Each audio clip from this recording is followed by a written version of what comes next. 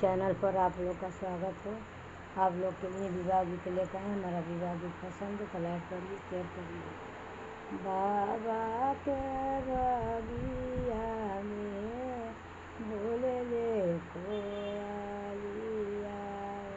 सुगना बोले ले अभी हीराती। बाबा के बगिया में बोले ले कोयलिया, सुगना बोले अभी हीराती।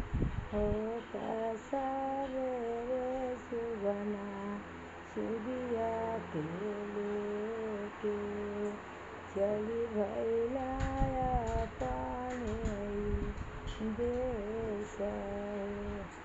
होता सवेरे सुगना सुगिया के लेके भैला, सुगना ही भैला अपने देश।